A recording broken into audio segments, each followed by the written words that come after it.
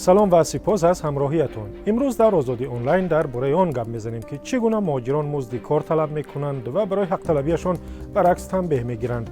درباره پارا و رشوه‌خوری در تاجیکستان هم میگوییم که چگونه و کی از بین میرود. فرار و فشار بلند اعضای حزب حاکم خلق دموکراتی از ترس میکروفون قسم دیگری برنامه است. تأخیر در پرداخت مزد کار و یا عموما ندادن آن مسئله است که هر روز از مهاجران میشنویم. حالا ویدیوی یک مهاجر را میبینیم که میگوید کاردهان به آنها جبر میکنند ولی کسی نیست که به دادشان برسد. اینا فیرمای ترکی استاج دا کار کردیم اینا 3 ماه اولیکمون ندادن هممون قپیدن اینجا آوردیم بو عدل آوردگی همون اینا همه با دپورت میکنن چی میکنن هم پولمون ندادن احوالمون ببینید یگان وای نیست یگان کس دستور طرفمون نیست همه طرف پول نگاه میکنن. ویدیوی دیگری که حالا میبینیم نشان میدهد که چگونه گروهی از مهاجران از ترس ماموران پلیس روسیه پایلوچ و نیمه اوریان گریختند. برای آنکه والدانشان به تشویش نرفتند این جوانان خود را نشان ندادند.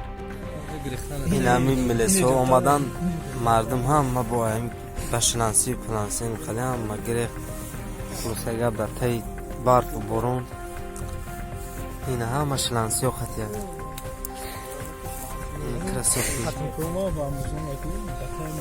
هم لیت میتر برامده خلوصه گب این باید بریجای تنقطی. ویدیوهای واقعا خوبی دیگر داریم که البته نشان خواهیم داد. اما حالا از بحث داغ شما درباره یک ویدیو صحبت میکنیم که رادیو آزادی نشر کرد. درباره انجمن میخواستم بپرسم که درباره انجمن میخواستم پرسم از شما چی مسئله بررسی شده؟ این خیلی معلومه که افزانه معلومه بیاد شما چند جمله کدام مسئله بررسی شده؟ کم تدالین بالا چیز که درباره انجمن که کدام است درباره انجمن میخواستم بپرسم نه شما وکیل هستید؟ اینها وکیلان حزب خلق دموکراتی تاجیکستان هستند که روز 13 دکبر نخواستند درباره انجمن حزب صحبت کنند. برای چنین رفتار وکیلان را در شبکه‌های اجتماعی به خصوص فیسبوک آنچنان تنقید کردند که ناگفتنی.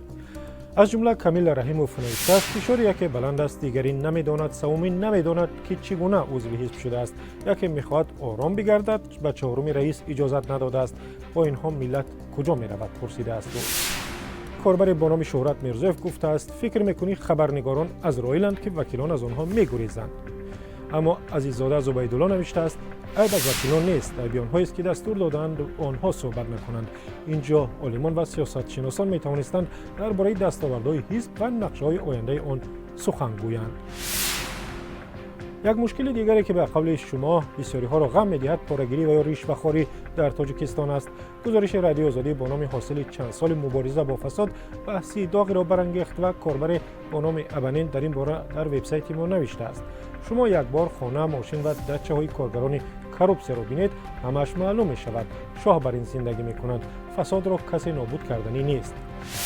نفری که خود را مردم معرفی کرده است میگوید کروپسیا هیچگاه در تاجیکستان از بین نمیرود. با قول او اگر کروپسیا را ریشه‌کن کنند طبیب، آموزگار و حتی منصبداران که مزد ناچیز میگیرند کارپرتایی و یا کارشکنی میکنند. اگر حکومت مزد کار را بالا برد انداز را کم کند کروپسیا خودش از بین میرود.